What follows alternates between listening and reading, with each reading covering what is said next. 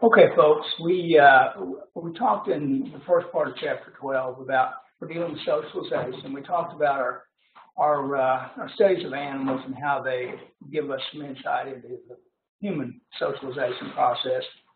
And then we also talked about Cooley and his ideas. What we're going to do now, and we'll finish this out. This will be 12B. What we're going to do is look at Mead, a guy named George Herbert Mead, and his ideas, and then Piaget. We'll talk about his ideas, and that'll be it for the socialization process. So let me write down here Mead.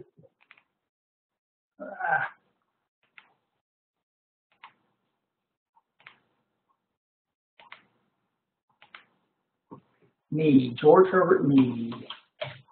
Okay, Mead, as well as Cooley, felt that the self was a social product and it develops in the process of social interaction.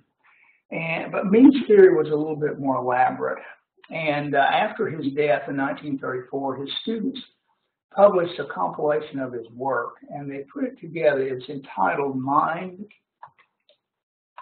Self, and Society. Mind, Self, and Society. And so we're going to focus on his ideas about those three things, mind, self, and society. Let's begin with his concerns about the self, just to be consistent with Cooley, since we just talked about Cooley itself. Okay, as he said, he felt that the self was a social product emerging in social interaction, and that the self evolved through three stages, okay? And they are these. First stage is meaningless.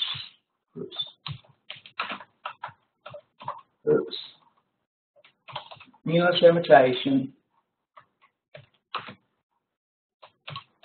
Play stage. And the game stage. Okay, three stages. Let me tell you about these three stages.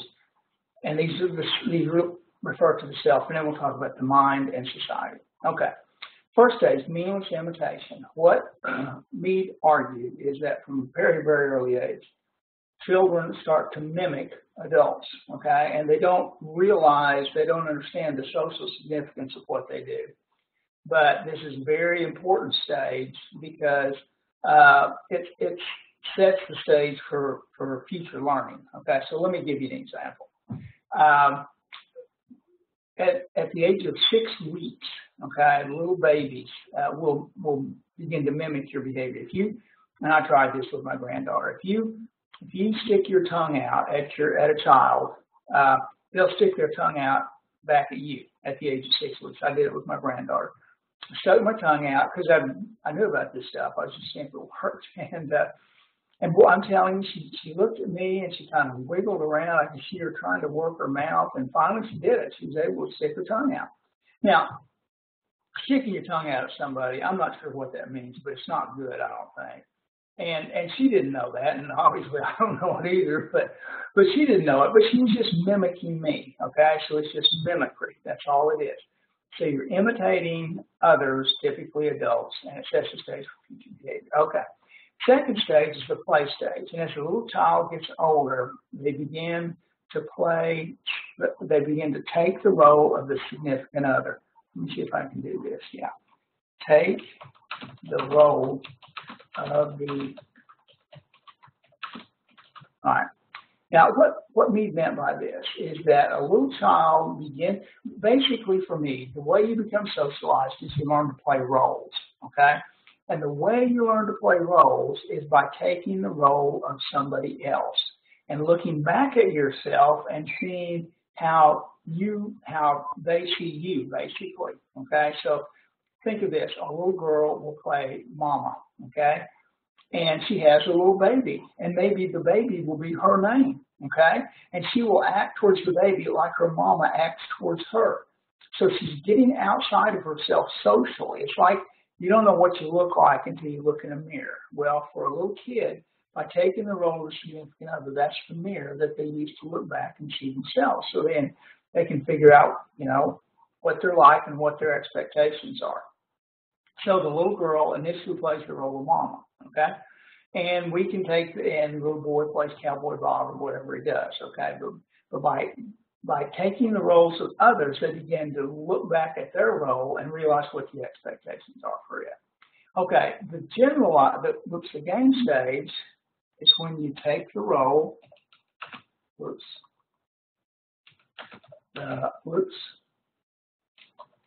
good night nurse, take the role of the generalized of it. So what Mead argues is that as the child gets older, they make a composite role. It's a role of the general expectations of the community, okay?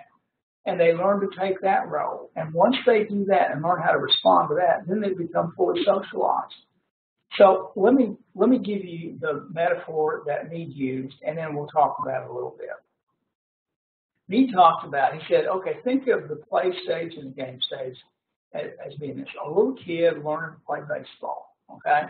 So if you've ever worked with little leaguers, okay, you get a little kid, and what you do is you teach them to play one position. So you get a little kid and you say, okay, you're going to be my first baseman, all right? You're going to stand over here on first base. If the ball hits the infield, if it hits the second or short or third, you stand on the bag, they'll throw the ball to you. If you catch the ball and hold on to it before the runner gets to the bag, he's out, okay? And that's all they know. They just know that role. But you can't play baseball by just knowing one role, okay? You can't. What you got to do is you got to understand what everybody else is doing in the situation in order to understand the game and to fully participate in the game. So, for example, if there's nobody on base, okay, and there's a ball hit to shortstop, okay, the first baseman has got to not only know that he's supposed to step on the bag and catch the ball, but he's got to know who's backing him up. The catcher's going to back him up, okay? He's got to know that so he can anticipate that. So everybody's got to be able to anticipate what everybody else is doing. And you'll learn that by taking the role of generalized other. Here's an example. Little kid. They're at home. They play in the house. Everything's fine. They go outside. They shout. Then you take them to church or someplace, and they talk in a loud voice. And what does their mother say? Use your inside voice. They haven't internalized the generalized other. Okay? They're only dealing in their world, and they don't know what it's like, you know, with the expectations of everybody else looking down on them, okay? And so once you get that figured out, once you get this generalized other figured out, then you can kind of facilitate any social interaction. We could all go to a state dinner at White House, okay? And we could wing it. I've never been to a state dinner, and you've never been to a state dinner in all likelihood, but we could get by because we've internalized the generalized other. We just kind of do what others do and fit in and get along, okay? So that's the generalized other. All right, so that's the self, okay? So you develop yourself the way you see yourself by learning to play roles. And you learn to play roles by playing the role of somebody else and looking back on your role, okay? All right, let's talk a little bit about the mind. According to Mead, the mind is based on the reflexivity,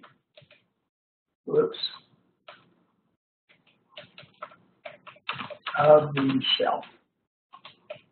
Okay, the self has this quality, according to me, where we can hold ourselves as an object and interact with ourselves. It's called the reflexivity of the self. So when you're thinking, think about this. When you're thinking, what are you doing? You're talking to yourself. You're interacting with yourself, right? You're taking an algebra test. And what do? You say, oh, okay, I got to solve this equation, you know. You're thinking, should I divide both sides by? No, I shouldn't divide by 2. I better take that exponent. You're talking to yourself, okay? You're talking about your options. When you're thinking about, you're watching this lecture, you're thinking, God, I'm bored in this lecture. You know, when is this ever? When are you going to quit talking? Right? You're talking to yourself. That's the mind, and it's based on the fact that you can hold yourself as an object and interact with yourself. Okay, the last thing is society. Society, according to Mead, is based on cooperation. It's based on cooperation. Society is only possible. We, as a large group of people interacting together, are only able to do that if we cooperate, okay? Think about this. You're driving in Ada. You're driving down, you know where Crazy Corner is? on Mississippi and Arlington. You got that four-way stop, and it's always busy. Think about this, folks. Every time you go through that intersection, you bet your life, literally, that the guy that's coming is going to stop. I mean, you pulled up, you stopped, and you know it's your turn, and you go, but the other guy's coming and he hasn't stopped yet. You bet your life that he's going to stop. You are trusting that he is going to stop, that he's going to cooperate with you in this game. Okay, so we do it all the time. We anticipate others' behavior, and why are we able to anticipate others' behavior and be able to work with them and figure that they're going to cooperate with us? Because of the generalized other. We can anticipate what other people are going to do in a general situation. So I anticipate that guy is going to stop. So I go ahead and go, even if he could be crazy drunk. He could be a Looney Tune. He could. I don't know that he's going to stop, but I'm thinking that I've internalized the generalized other. It allows me to anticipate other behavior, and I anticipate that he's going to stop. And you know what? Everybody has so far. Okay, so that's what makes society possible. Have you ever been in a tight situation and you do a little dance to work around each other? You're cooperating to get around each other. I mean, we do it all the time, okay? People will automatically queue up in line when they're waiting. Nobody says, okay, you guys got to get in the line. They automatically do it, okay? Because everybody can anticipate, well, we all want tickets, but we've got to be orderly, so let's just get in line. And that's the way we do it. Okay. I'll kind of end this one little part by telling you this. Have you ever noticed that in movies, scary movies, they a lot of times use crazy people? Did you ever see Psycho? Psycho, you've got a crazy person. Why are crazy people scary? And the answer is you cannot anticipate their behavior because you don't know that's why we call them crazy. If you can anticipate their behavior, they're not crazy. But the fact that you can't makes it scary. It's a scary situation, right? And so not everybody has internalized the generalized other or chooses to follow it. And it's a scary situation when the social rules break down. Scary. Okay, the next thing we're going to talk about is Piaget. Piaget was a Swiss psychologist. He was right in the turn of the century. It's going into the 20th century. And I want to tell you a couple of things about him that I think are pretty interesting. And then I'll tell you about his theory. Piaget liked to study children. He was interested in kids. And he noticed IQ tests had been around for a while. And he noticed that kids at certain ages would consistently miss a question, but older kids would consistently get it right. And based upon this, he reasoned that that our minds develop. Okay, there's a developmental process in our minds. Okay, we go through these stages of cognitive development.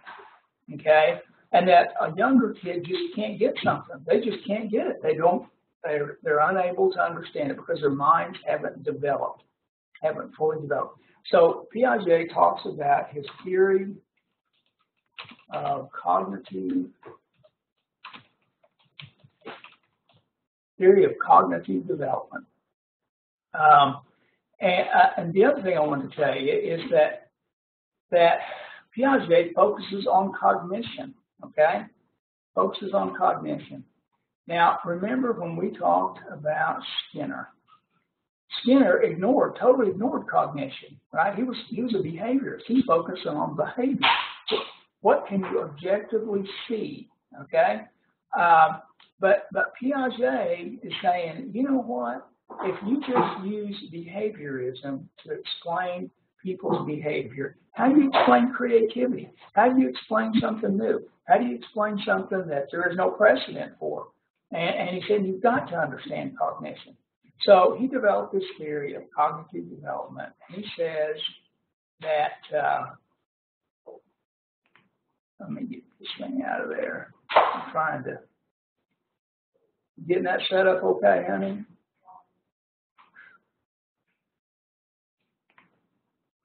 Good night. Now, there we go.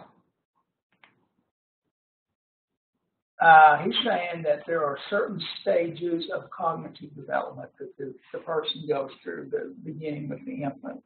Okay, and there are 4 stages of cognitive development.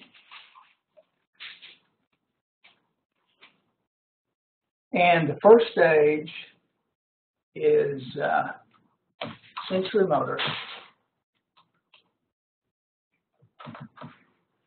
Whoops, I didn't spell it right. Sensory. Yeah, I did. Sensory motor.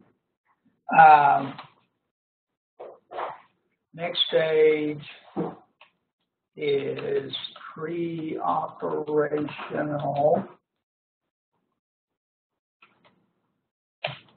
And it's concrete. Whoops. Good night. That's going to have a T in there. Good night, nurse. I tell you, once you get out of a word, you can't correct it. I know that you don't spell concrete that way. You spell concrete, C-O-N-C-R-E-T-E. I'm sorry. Concrete, operational. And then finally, you can't see this. Formal. Oh, wait. Yeah, you can. Formal.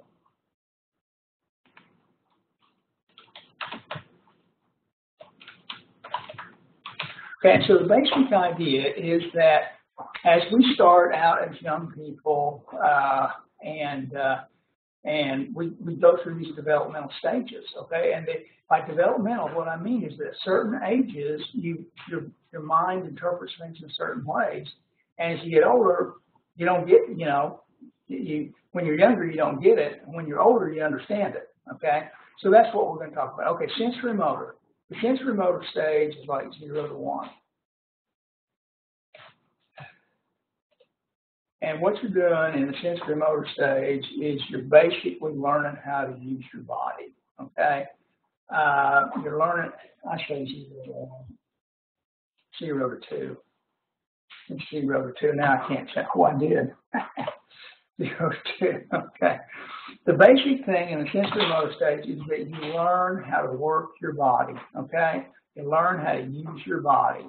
And so little kids, they have the same, they discover their hands, okay? So you'll see a little kid in the crib, and they'll be holding their hand up, and they'll be doing that, and they're figuring out, hey, I can make this work. Because when you're little, I mean, think of it, you're born into this life, And, I mean, that's got to be the weirdest thing, You're born, and then all of a sudden you're looking around, and you're thinking, where am I? You were in your mama, and it was dark and warm, and now you're outside, and it's bright. And you see all this stuff, and you've got to be wondering, what is going on? Where am I? And what's me, and what's the environment, right? And so a little kid is thinking, hey, I'm working that, That's a part of me, that sensory motor. Then they learn to crawl, they learn to run, okay? They learn how to operate their bodies. Okay, B, pre-operation. That is 2 to 6. And there are a couple of critical things here. Oh, I've got to tell you something. I forgot something here. In sensory motor, one of the things that you learn, one of the principles you learn is the object permanence. And it's the idea that if you take a real little baby, okay, and they're playing with the toy and then you cover it with their blankie, they lose interest because if they can't see it, it doesn't exist for them anymore, right? And so they don't even think about it. Now, as they get older, you cover it with a blanket, they go through the blanket because they know it's still there. That's object permanence, okay? They know that it's permanent. It's part of the environment. It doesn't just depend on them being able to see it. Okay, pre-operational. All right. The critical thing here is a couple of critical things. One is language. And the other is taking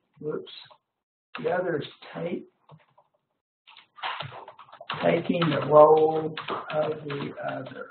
Okay, language. Little kid learns language, all right? And it's fun to watch little kids learn language, okay? They start off and it's all gibberish, and then they learn a few words. And what's interesting is they start saying sentences out of gibberish stuff, And you can tell they got a subject and a verb, right? But a lot of times you can't understand any of it. So they'll say something, and every once in a while you'll make out a word, but it's gibberish. And somebody who comes along and doesn't know anything they're saying, right? But you kind of know what they're talking about. And then as they get older, they start knowing more and more words, and then pretty soon, before you know it, they're speaking in complete sentences. But it takes a while to do that. Well, that's one of the things in pre-operational. You learn language. You're learning a foreign language. You got to learn how to do that.